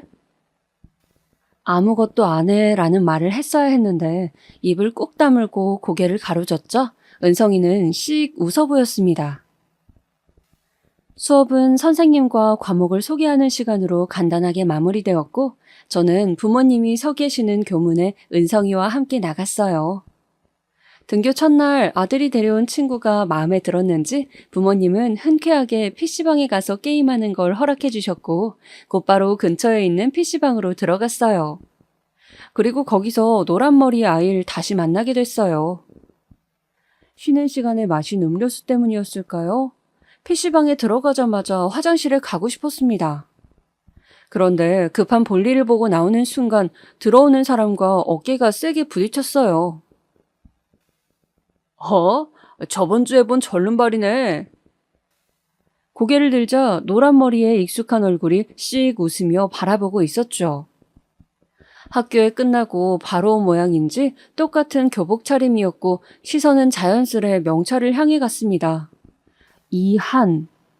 이한이라는 이름의 그 아이는 씩 웃는 표정으로 툭 하며 제 어깨 한쪽을 치며 화장실 문 안으로 들어갔고 어쩐지 아려오는 한쪽 어깨를 오른손으로 잡았습니다. 짧은 순간이었지만 맞은 어깨보다도 불길한 생각으로 머리가 아팠어요. 다음에 또 보자는 그 말은 바로 그 다음 날부터 실행이 되더군요. 전날 잠을 설쳐 유독 피곤한 날이었어요. 근데 자리에 앉기 전 문득 이상함을 느껴 고개를 낮춰 책상 서랍을 바라봤습니다. 이게 뭐야? 라며 육성으로 소리칠 뻔했지만 소심한 마음에 말할 수 없었습니다. 서랍에는 더러운 쓰레기 조각들이 가득 차 있었어요. 누가 이런 짓을 했지? 라고 묻기도 전에 익숙한 목소리가 들려왔습니다. 야, 절름발이, 이따 쉬는 시간에 나 좀 보자. 너를? 그래, 말귀 못 알아듣냐? 좀 보자고. 고개를 돌리자 노란 머리 아이가 두 손을 주머니에 꽂고 웃으며 쳐다보고 있었습니다. 노란 머리의 주변에는 그의 패거리로 보이는 아이들 3명이 아무 말 없이 희죽거리며 함께 저를 쳐다보고 있었어요. 그 친구를 제외하고는 다들 덩치는 또래 친구들과 비슷했으나 떼거지로 몰려다녀 아무도 건드릴 수 없는 무리 같아 보였어요. 교실 안 분위기는 순식간에 적막이 되었습니다. 왁자지껄하던 아이들은 너나 할 것 없이 일제히 고개를 돌려 우리 쪽을 바라보았고 창피함에 얼굴이 뜨거워지는 걸 느꼈어요. 그 아무도 말리지 못하고 걱정스러운 눈빛으로 저를 쳐다볼 뿐이었습니다. 당시엔 무서운 마음 뿐이었습니다. 머릿속에는 걱정으로 가득 차 이미 수업은 귀에 들어오지도 않았습니다. 수업을 마치는 종이 울렸고 툭툭 소리가 나는 교실 뒷문을 바라보자 노란 머리 패거리 중 하나였던 갈색 머리가 손짓하며 저를 불렀습니다. 절름발이 일로 와봐라. 빨리 안 올래? 순간적으로 은성이의 뒷모습을 보았지만 잠에 빠진 모습에 깨울 생각도 접었습니다. 떨리는 가슴을 부여잡고 교실 문을 나선 저는 곧 남자 화장실로 들어갔어요. 화장실 안은 담배 연기로 자욱했습니다. 콜록거리며 눈을 비벼 간신히 앞을 바라보자 앞에 노란 머리가 있다는 것을 알게 되었어요. 앞으로 하루에 한 번 매점 가서 빵 사와라. 빵 사오라고. 안 사오면 알지? 그날부터 저의 매점 출석은 시작되었습니다. 점심시간 전에 가져다 주지 않으면 온갖 욕설과 함께 친구들 앞에서 조롱거리로 만드는 등 보복적인 행동이 반복되었습니다. 조금만 비위에 거슬려도 오른쪽 다리를 때리려는 신용을 했고 그때마다 아무 말 없이 참아야만 했습니다. 그러던 어느 날 저희 어머니께서 걱정이 되셨는지 저를 붙잡고 물으시기도 했어요. 희중아, 너 아무래도 표정이 너무 안 좋다. 무슨 일 있으면 엄마한테 말해봐. 혹시 다리 때문에 애들이 놀리기라도 하는 거니? 저희 어머니는 제 다리가 아이들 사이에서 약점이 될 거라는 걸 어떻게 아셨던 걸까요? 어쩌면 당연했던 걸까요? 저는 어머니의 말에 노란머리 패거리들을 그대로 일러바치고 제가 무슨 일을 당하고 있었는지 고백하고 싶었지만 그러지 못하고 미련하게도 아니라고 재차 둘러댔어요. 그러다 사건은 얼마 안 가 터졌습니다. 매점에 다녀와서 잠깐 사물함에 넣어두었던 간식이 없어졌습니다. 부모님께 받았던 용돈도 그날 마침 집에다 두고 가져오지 못했던 날이라 머릿속이 순식간에 하얘졌습니다. 빈손으로 노란머리에게 가면 분명히 더 큰 후환이 기다리고 있다는 것을 본능적으로 알았거든요. 다급하게 여기저기 찾아 헤맸지만 눈을 씻고 찾아봐도 보이지 않았어요. 곧 수업 시간이 시작될 예정이었지만 저에겐 그런 것들이 전혀 눈에 보이지 않았어요. 선생님께 혼나는 것보다 친구들에게서 올 보복이 더 무서운 저였기에 아무 생각 없이 교실 밖을 뛰쳐나가 매점으로 갔어요. 아저씨, 여기 간식 놓고 간 거 없어요? 아무것도 안 놓고 갔어, 학생. 무뚝뚝한 아저씨가 손짓으로 X표를 해보였어요.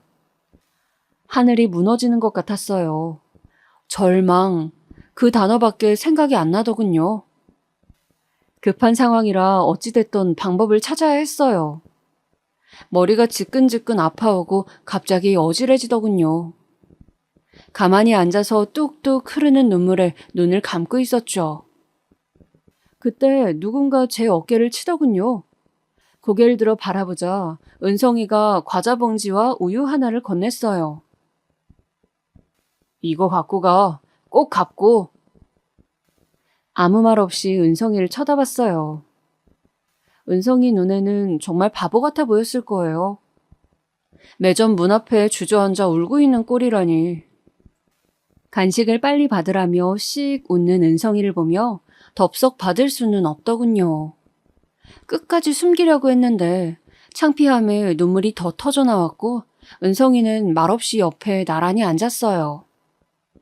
얘기를 들어보니 이미 2주 전부터 은성이는 제가 매점에 가는 것을 의심스럽게 봤어요. 어느 날은 자는 척하며 교실 문 밖을 나서는 저를 따라가 봤다고 했죠. 평소에 불량식품을 잘 먹지 않던 제가 매점에서 매일 한 움큼 사는 것을 보고 의심이 확신으로 바뀌었다고 해요.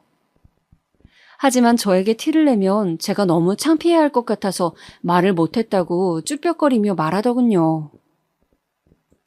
네가 자존심 상해할까 봐. 암튼 이거 가져가.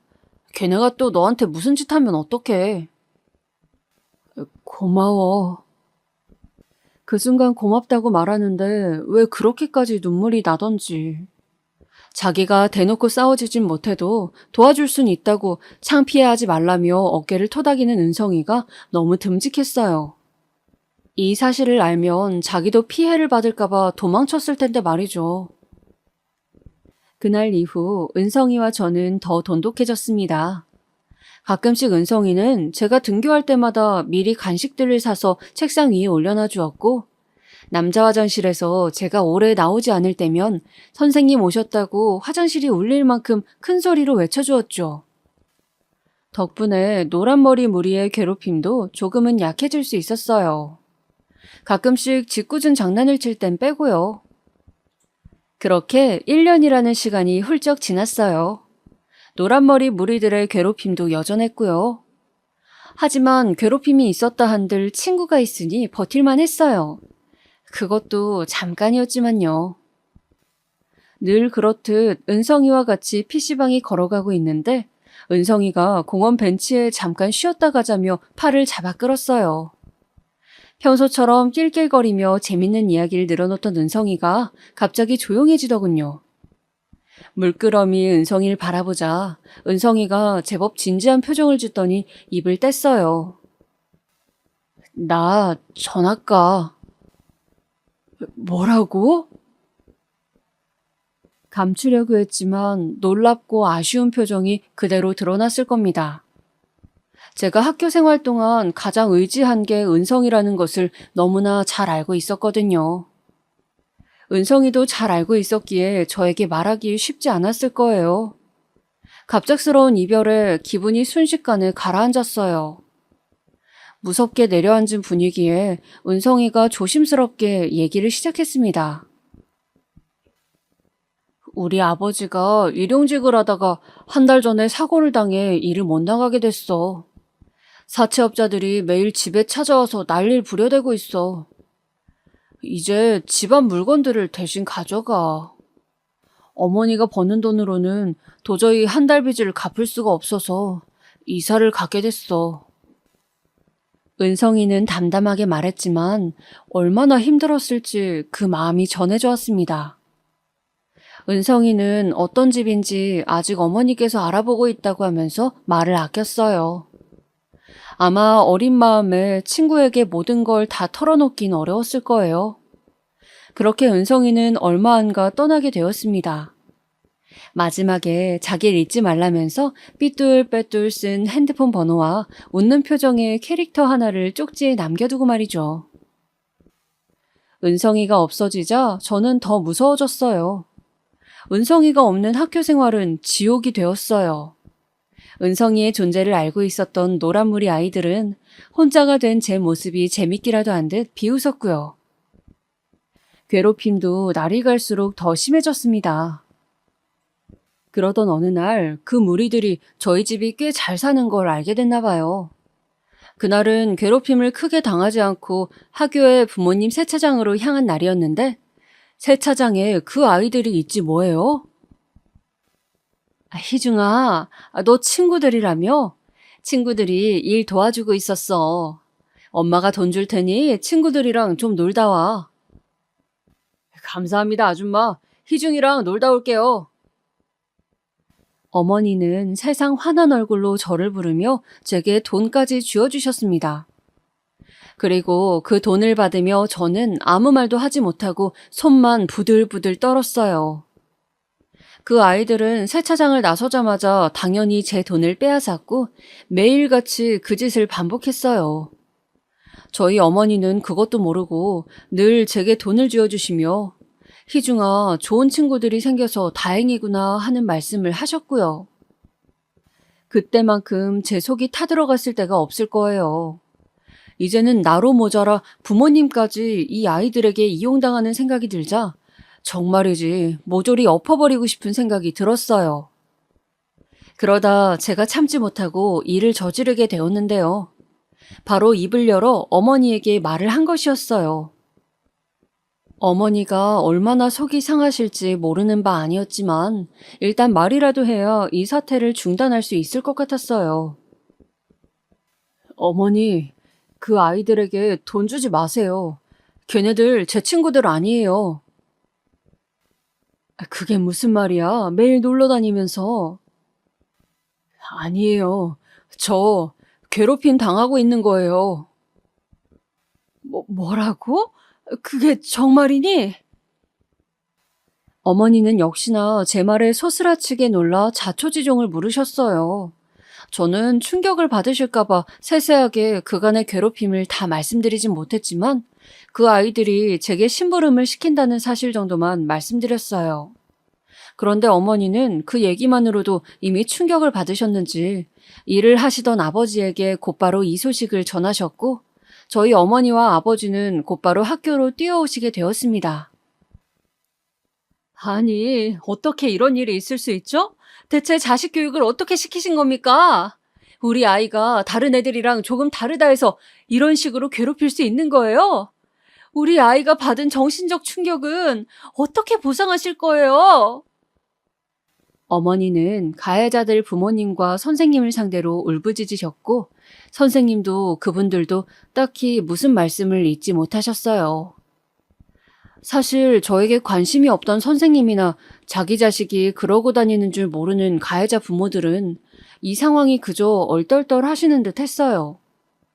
그러던 중 저를 가장 괴롭혔던 노란머리의 아버지로 보이시는 분이 이런 말씀을 하시더군요.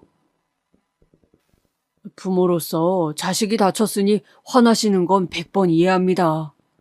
허나 제가 잘 구슬르고 달랠 테니 이번 한 번만 넘어가 주세요. 부탁드립니다. 저도 제 자식이 이런 놈인 줄 몰랐습니다. 그분은 꽤 점잖은 태도로 말씀을 이어나가시며 저희 어머니 앞에서 무릎을 꿇으셨어요. 그렇게 사과가 이어지자 저희 어머니 아버지도 일단은 저를 데리고 집으로 돌아가시게 되었고 저는 말없이 집에서 숨을 죽이고 다음 날을 기다렸어요. 사실 부모님까지 불러오고 학교가 한번 뒤집혔으니 이제 괴롭힘은 끝날 줄 알았어요. 천국은 아니더라도 이제 지옥은 없을 줄 알았죠. 허나 후폭풍은 그 이후 일어나고 말았어요. 그 아이들은 자신들이 당한 걸 분풀이라도 하는 듯 저를 더 교묘하고 지독하게 괴롭혔어요. 하루는 남자 화장실에 불러 저를 앉히더군요. 재미있는 놀이가 있어. 노란머리는 주머니에서 담배 한 갑을 꺼내더니 불을 붙였어요. 자, 이거 떨어뜨리면 너 오늘부터 오른쪽 다리는 못 쓰는 거야. 그리고 오른쪽 무릎 위로 불 붙인 담배를 가로로 올려놨습니다. 불안정하게 흔들리는 담배를 보는데 눈물이 나더군요.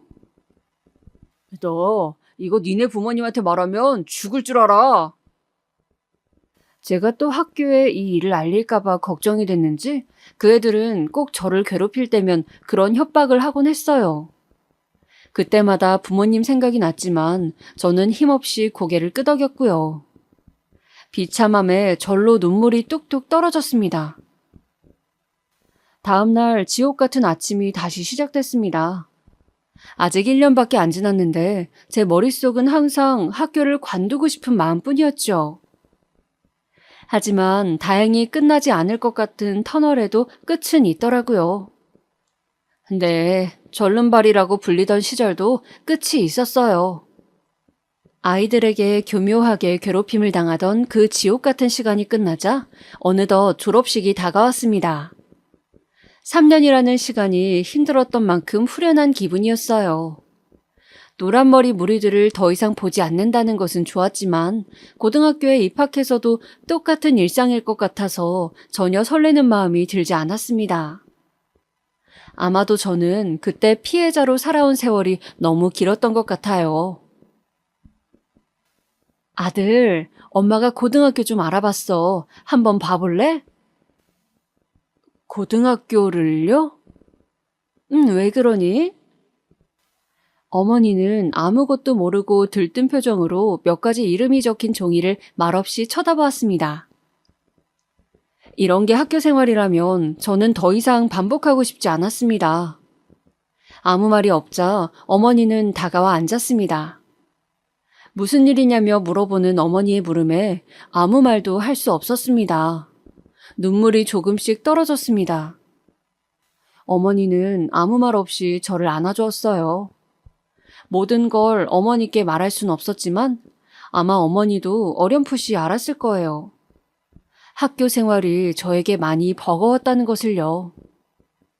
그날 이후로 부모님은 더 이상 고등학교 얘기를 꺼내지 않았어요.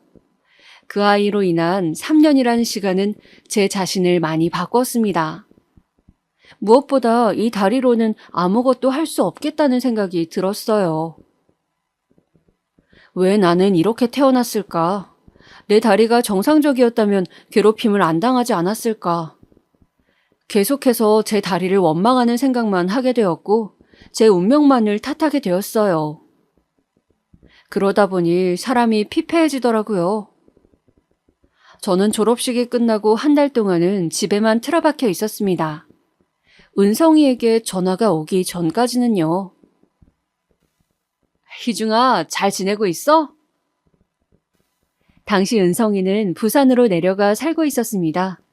변두리에 집을 얻었는데 학교를 마치고 아르바이트를 하고 있다고 했습니다.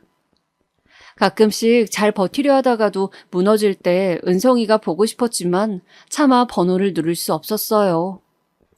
안 그래도 은성이도 힘들 텐데 안 좋은 소식을 전해주고 싶진 않았거든요. 고등학교는 어디 다니고 있냐며 묻는 은성이의 물음에 대답을 못하자 잠시 정적이 돌았어요. 우리 꼭 성공해서 다시 만나자. 이제 갓 중학교를 졸업한 아이의 입에서 저 말이 나왔다는 게 지금 보면 참 우스우면서도 씁쓸한 말이었지만 당시 저는 은성이의 말에 눈물을 꾹 참아야만 했어요. 그 말은 저를 일깨워주는 한마디였습니다. 거짓말처럼 저에게 의욕이라는 것이 생겼어요. 그 후 일주일에 한 번씩 부모님의 성화에 못 이겨 받았던 재활치료도 매일 나가기 시작했습니다. 기분 탓인지 다리가 조금씩 나아졌달까요? 아침에 일어나면 늘 육교를 지나 동네 한 바퀴를 뛰었습니다. 상쾌한 공기를 맡으며 지나치는 사람들을 보니 마음이 한결 가벼워졌습니다. 재활치료를 다녀오고 나서는 독서실에 항상 들렀습니다. 그렇게 꼬박 같은 일상으로 2년, 3년이 지나 저는 꿈같은 검정고시에 합격을 하게 되었고 여느 학생들처럼 희망으로 가득 찬 20살을 맞이할 수 있었습니다. 인생에서 이를 악물고 노력해서 성과를 내본 경험이 처음이라 저에겐 그 무엇보다 값진 선물이었습니다. 어머니 아버지는 학교에 다니지 않고 검정고시 보는 아들이 답답할 만도 한데 어떤 비난도 없이 그저 자식이 가는 길을 지켜보시고 묵묵히 응원만 해주셨어요. 검정고시에 합격한 날도 그랬죠. 저를 얼싸안고 우는 어머니를 보자 저도 모르게 한 줄기 눈물이 새어나왔어요.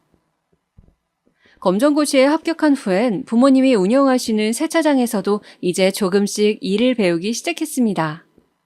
치료도 많이 진전되어 오른쪽 다리도 더 이상 절름거리지 않게 되었고 가끔 경미한 경련이 있었지만 일상생활을 할 때 전혀 불편하지 않았습니다. 부모님은 밤낮 가리지 않고 일을 배우는 제 모습을 보며 대견해 하시곤 했습니다. 어렸을 때는 늘 방에만 틀어박혀 있었던 아들이었는데 벌써 이렇게 커서 가업을 물려받으려 한다니 직접적으로는 말하지 않으셨어도 마음으로 느껴졌어요. 그렇게 1년이 지났고 평소처럼 세차장에 나와 손님들을 맞이하고 있었습니다. 쾅! 멀리서 들려오는 소리에 황급히 소리가 난 곳으로 뛰어갔어요. 차 문을 열려다가 부딪혀버렸는지 차문 모서리는 찌그러져 있었고 기계에는 작은 흠집이 나 있었습니다. 어머, 이걸 어쩌죠? 제가 운전면허를 딴 지 얼마 안 되어서 이런 실수를 했네요. 죄송해요. 어떻게 보상해드려야 할까요? 아니에요. 괜찮습니다. 정말 괜찮아요. 20대 후반으로 보이는 여자가 차 문틈으로 겨우 나와 발을 동동 굴렀습니다. 하지만 흠집이 눈에 안 띄는 수준이었고 괜찮다며 웃어 보였어요. 그때가 아내와의 첫 만남이었습니다. 그날 이후로 그녀는 매일같이 세차장에 방문했죠. 말로는 차가 매일 더러워진다며 어쩔 수 없었다고 하지만 그녀의 방문이 나쁘지만은 않았어요. 어느 날은 그녀가 조심스럽게 커피 한 잔을 건넸습니다. 앞으로 잘 알고 지내자는 그녀의 말에서 우리의 데이트 아닌 데이트가 시작되었고 세차장보다 밖에서 만나는 시간이 많아졌습니다. 그렇게 저희 사이에서 자연스럽게 연애가 시작되었고 3년이 흐르던 즈음 곧 30을 바라보는 그녀의 나이에 결혼 얘기가 나오기 시작했습니다. 우리 이제 슬슬 부모님께 인사도 드리고 결혼도 생각해보는 거 어때? 결혼에 대해 깊게 생각해보진 않았지만 사랑하는 사람이 있다면 굳이 미룰 필요도 없다고 생각했기에 부모님을 소개시켜줘야겠다는 생각이 들었어요. 하지만 생각지도 못한 장애물이 있었어요. 부모님은 이 결혼을 탐탁지 않아 했습니다. 그녀의 나이가 가장 큰 문제였습니다. 전 이제 막 20대 중반에 진입한 시점이었지만 그녀는 30이 되는 나이였기에 예전부터 장가는 연하와 가야 된다는 보수적인 생각을 가진 부모님으로서는 받아들이기가 힘든 문제였습니다. 희중아, 엄마 아빠가 다른 거 바라는 게 아니야. 우린 그저 너랑 비슷한 나이대의 여자가 좋다. 솔직히 한두 살도 아니고 나이 차이 많은 며느리는 싫어. 그리고 그 아이는 직장 생활을 하지 않니? 우린 가업을 이어가야 하는데 그 애가 세차장 일에 잘 적응할 수 있겠어? 딱 봐도 험한 일은 못하게 생겼던데 엄마는 모르겠구나. 이 결혼은 허락할 수 없다. 부모님의 모습을 보고 그녀 역시 자신감을 잃어갔습니다. 결혼은 현실이라는 생각에 잠시 생각해보자는 시간을 갖자던 그녀를 간신히 붙잡았습니다. 3달 동안 꼬박 부모님을 설득했습니다.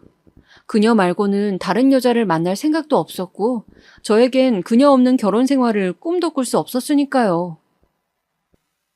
엄마 부탁드려요. 제 인생에서 제가 이렇게 부탁드리는 거 처음이잖아요. 한 번만 제 선택 믿어주세요. 아휴, 얘가 정말 꼭 그래야겠니? 저는 끈질기게 부모님을 설득했고 자식 이기는 부모 없다고 부모님은 결국 허락을 해주셨고 그렇게 겨우 부모님의 승낙을 받아내어 결혼식을 올릴 수 있었습니다. 이른 나이였지만 제 가정을 가졌다는 사실에 너무 행복한 시간이었습니다. 과거 학창시절은 꿈에도 생각나지 않을 만큼요. 그렇게 아내와 함께 세차장을 함께 운영했고 빠르게 규모를 확장시켜 갔습니다. 항상 두려움에 떨며 학교를 다니던 어린 모습의 저는 어느덧 지역에서 나름 유명한 사업을 하고 있는 떳떳한 가장이 되어 있었죠. 행복한 나날이 이어졌지만 중간중간 그 아이들 생각이 나곤 했습니다. 지옥 같은 기억을 안겨준 그 아이들이 언뜻 스쳐 지나갈 때면 저도 모르게 술을 한 잔 기울이게 되었죠. 근데 시간이 흐르고 흘러 이제는 가물거려 얼굴도 기억 안 나는 그 인간을 제 앞에서 이렇게 만나게 되다니, 이 지독한 우연에 저도 그 인간도 말을 잃고 말았습니다. 상견례장은 순식간에 얼음장같이 차가워졌고 노란 머리였던 예비사도는 저를 얼싸안고 울음을 터뜨렸죠. 다 내 잘못이야. 미안하다. 너와 이렇게 만나게 될 줄은 정말 몰랐어. 정말 미안하다. 마음 같아선 멱살을 잡고 소리치고 싶었습니다. 그때 나에게 왜 그랬냐며, 왜 나의 학창 시절을 망쳐버렸냐며 울음이 계속 터지려는 걸 간신히 참고 붙들려 있던 팔을 뿌리치며 박차고 나왔습니다. 등 뒤에선 애처롭게 부르는 딸의 목소리가 들렸지만 차마 뒤돌아볼 수 없었어요. 그날 이후 평소와 다름없는 일상을 보냈습니다. 딸은 연신 눈치를 보며 제 표정을 살폈습니다. 딸이 쉽게 포기하지 않을 거란 것을 알고 있었지만 저는 절대 허락할 수 없었어요. 세차장에 나갈 때면 직원이 항상 편지 한 장과 커피를 전해주었습니다. 어떤 나이든 남자분께서 매일 전해주고 가신다고 종이를 받자마자 그 자리에서 찢어버렸어요. 다른 건 다 받아들인다 해도 내 지난날을 망친 그 인간을 제 딸의 시아버지로는 인정할 수 없었죠. 딸은 저를 보며 안절부절했어요. 아빠.